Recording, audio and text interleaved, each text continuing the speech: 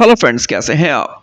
Ministry of corporate affairs द्वारा एक ओएम जारी किया गया था डेटेड 8 जनवरी 2020। तो आइए पहले देखते हैं कि इस ओएम में क्या लिखा हुआ है और ये 2020 का ओएम मैं अभी आप लोगों को क्यों बता रहा हूं।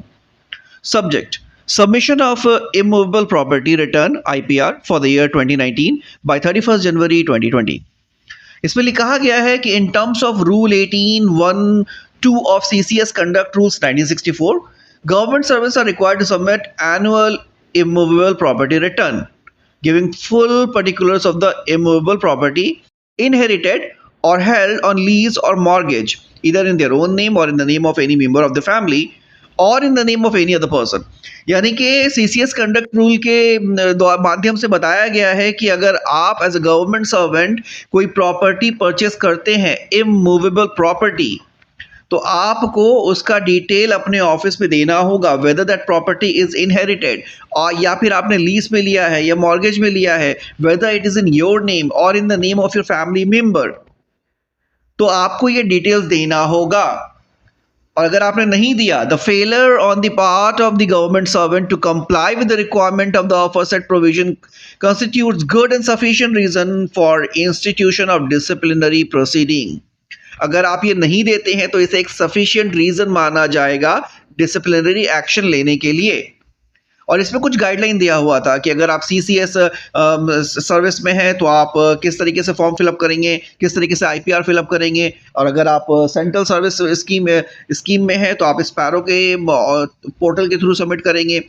इसी तरीके से देयर आर वेरियस डिपार्टमेंट जो अपना सर्कुलर निकालते हैं, अपना एक लिंक देते हैं आपको for their employees, and you have to submit the property return through that link। और ये लिंक अवेलेबल रहता है from mostly in most of the department from 1st of January to 31st of January। और उसके बाद ये link disable हो जाता है, you can not fill the IPR details after that. और यहाँ पे ये भी कहा गया है कि in as per the instruction contained in the DOPT OM dated 27/9/2011, non submission of IPR, अगर आप आईपीआर सबमिट नहीं करते हैं, would attract denial of vigilance clearance.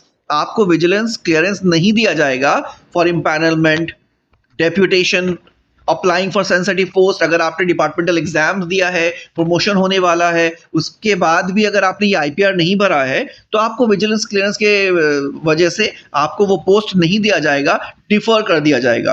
अगर आपने किसी ट्रेनिंग के लिए अप्लाई किया गया है तो इवन इन दैट केस आपको अप्रूवल नहीं दिया जाएगा एंड आपके खिलाफ डिसिप्लिनरी प्रोसीडिंग्स भी चलाया जा सकता है। And this IPR has to be submitted every year annually. Now again ये आईपीआर एनुअली सबमिट किया जाता है in the month of January.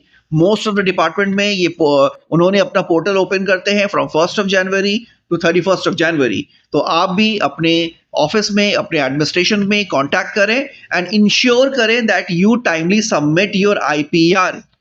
Otherwise अगर आपके प्रमोशन में हैम्पर हो सकता है एंड अगेन आपको डिसिप्लिनरी प्रोसीडिंग्स का सामना करना पड़ सकता है।